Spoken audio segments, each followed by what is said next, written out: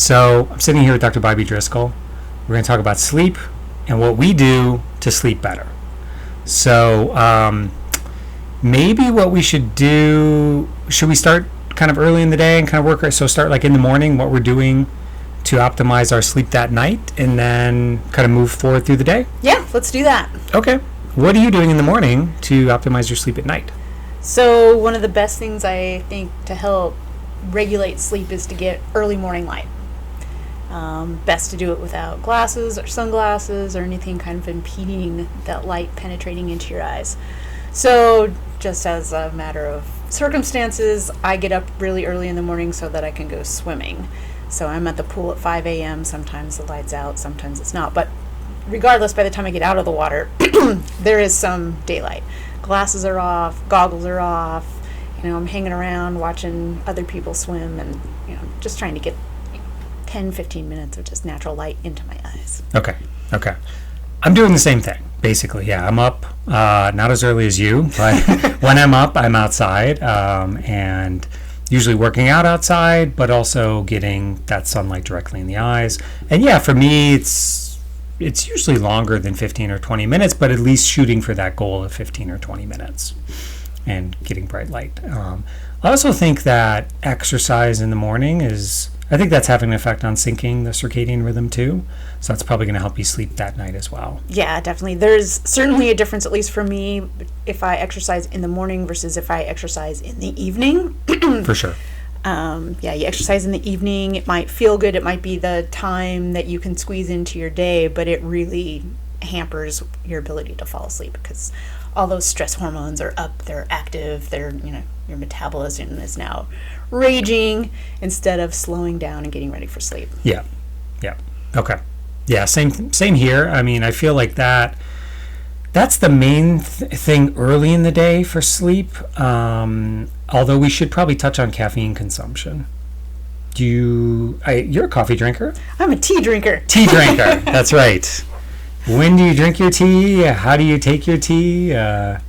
And I guess better question is that the only caffeine that you're drinking through tea, or are you taking caffeine through other sources? That is actually the only caffeine that I get. I'm pretty sensitive to caffeine, so I can have 1 cup of black tea, and I take it with heavy cream. That's my favorite.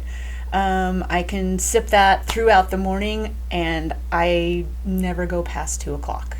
That's my rule. No caffeine past 2 o'clock, because otherwise that really affects me. I'm a slow metabolizer of it, so...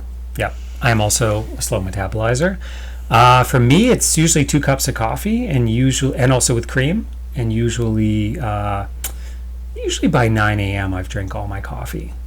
So I feel like I'm a really slow metabolizer. I feel like I have both SNPs. I think I do actually. So if I really feel like I'm best if I can get caffeine at least 12 hours out from bed. Yeah. But I know with some people it varies. Some people it's like now not past noon or 1 or 2.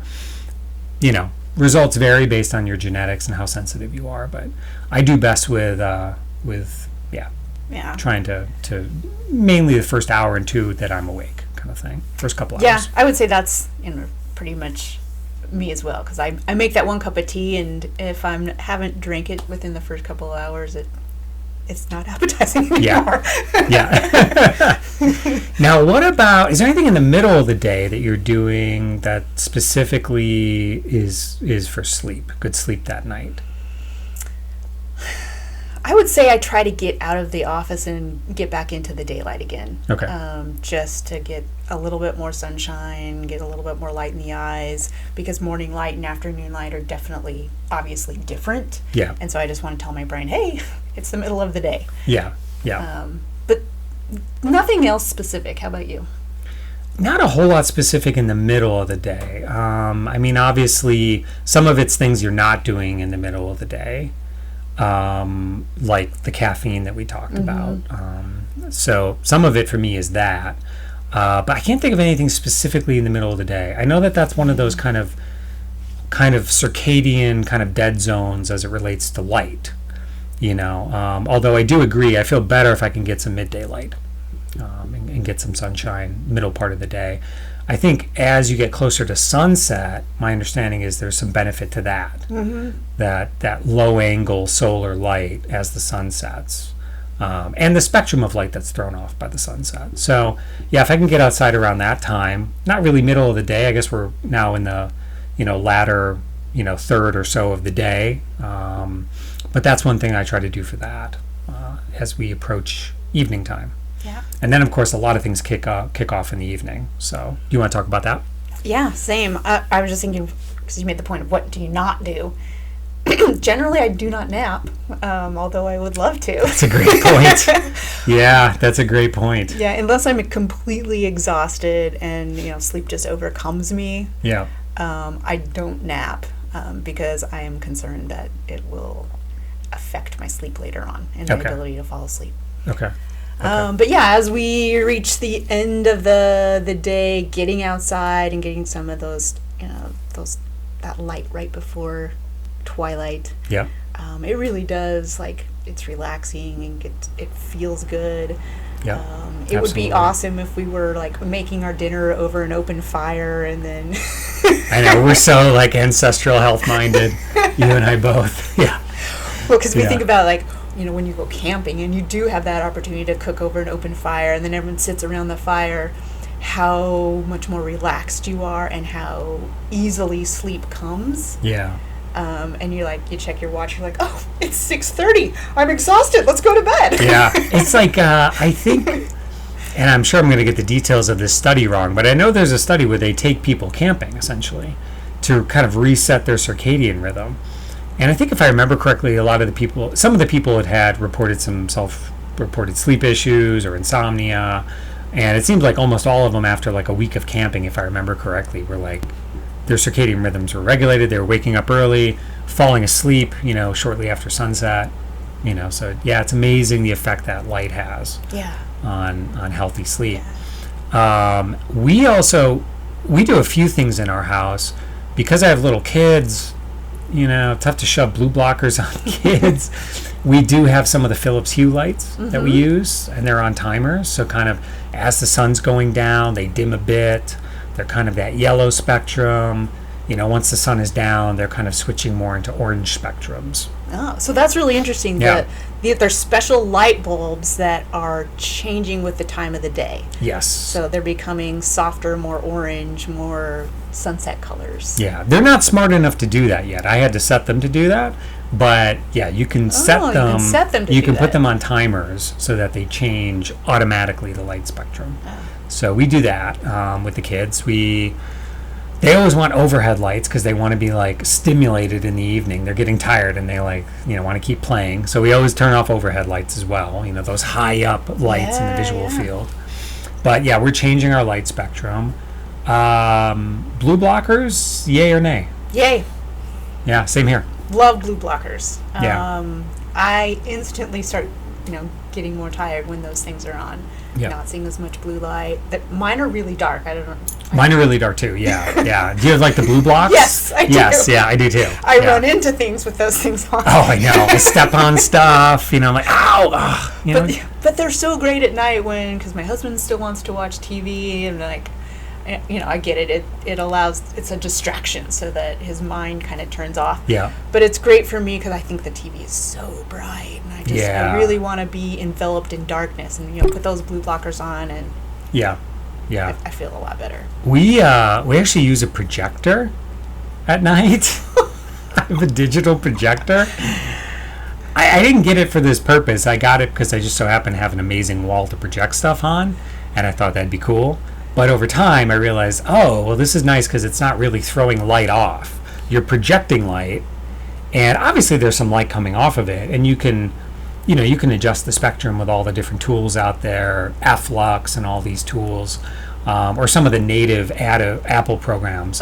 But it's nice. I have noticed that that is, if you compare that to TV, it's just so much less light. So it's nice if we're going to watch something, to do it through that. So I can't say I specifically did it for this reason, but it works out. Yeah. It's nice when things just happen. Nice when they happen. Yeah. Okay. Evening time. Anything else we should touch on in evening time? I guess food consumption. That's a great one. So when you eat, it seems to matter in terms of the quality of your sleep. Yeah. And I have found, for me personally, if I stop eating by 4 o'clock, I usually have great sleep in the evening. Others say, oh, I need a little bit, I need to eat a little bit later, some earlier. Yeah. So what have you found for you? Yeah, for me, it's really about, I would say, no earlier than 4 hours, or no less than 4 hours between last meal and bed. Mm-hmm. But I mean, honestly, the earlier I eat, the better. If I can like squeeze out a really early dinner at like 4:30, early bird special style, I will do it. I know, we are going to make great old people. I know, we're going to be awesome old people. It's going to be amazing. So, and like kids are on that schedule too. Mm-hmm. So little kids especially, my kids are hungry at 4:30. So, if I'm around, I'm eating at that same time with them. I definitely notice a difference if it's like after 6, especially. Yeah. I mean, I know you do the Oura. Do you have an Oura ring? I do. Okay. I got annoyed with it and took it off last Oh, night. okay. Certainly, like, I notice body temperature's up and sleep is just not as good, and HRV may be down a little bit. A few of these metrics that the Oura checks as I eat, too close to bed. Or just like, sometimes it's just the size of the meal.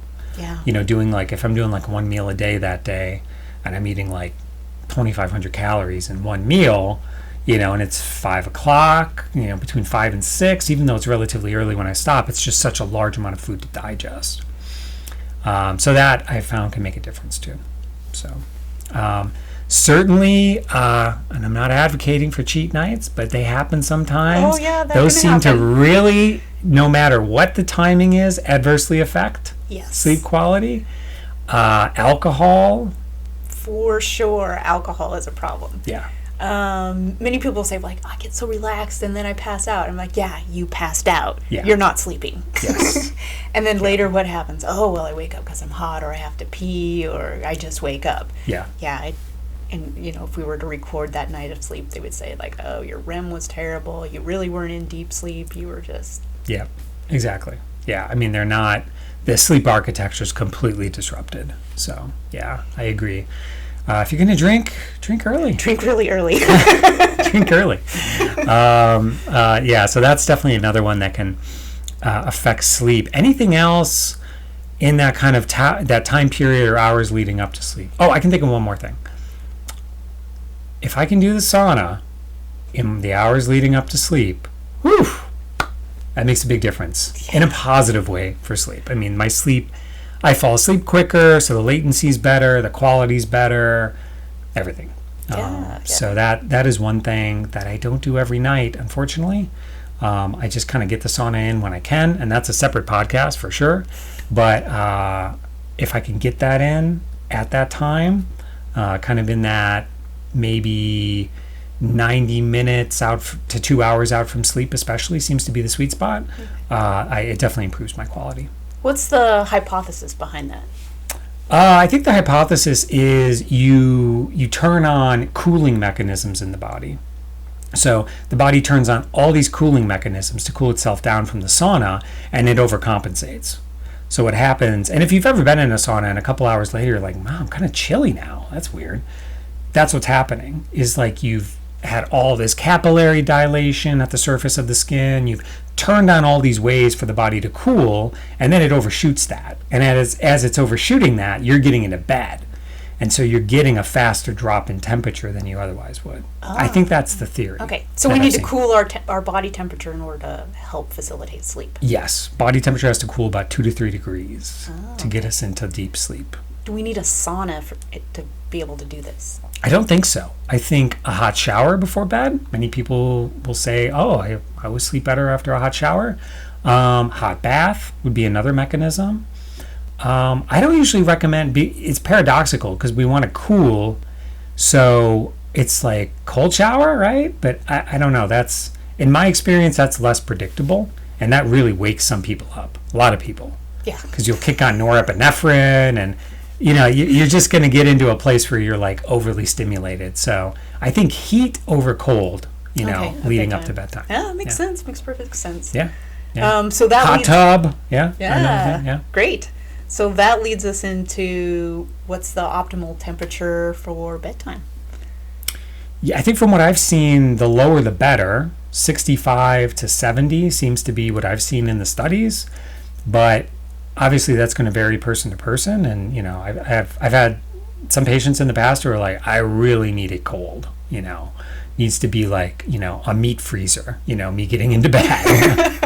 And certainly this also then brings up cooling pads. Yeah. Whether it be the Uller, the Chili Pad, the 8 Sleep, I think, is the other company that does this. You have a Chili Pad? I have a Chili Pad. Yeah. Yeah.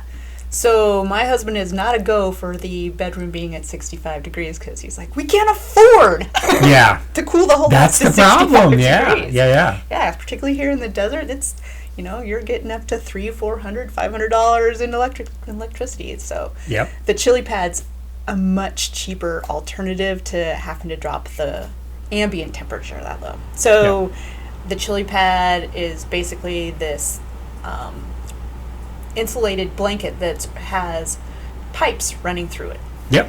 Soft, pliable type pipes, and it's got a chiller and a pump. And you set the temperature, and it starts chilling that water, and it circulates it through the pad all night long. Yep. And it's a great way to remove some of that body heat that's generated all night long when you're under your blankets. Yep. So. Yeah, I agree totally. I have an Uller, similar product.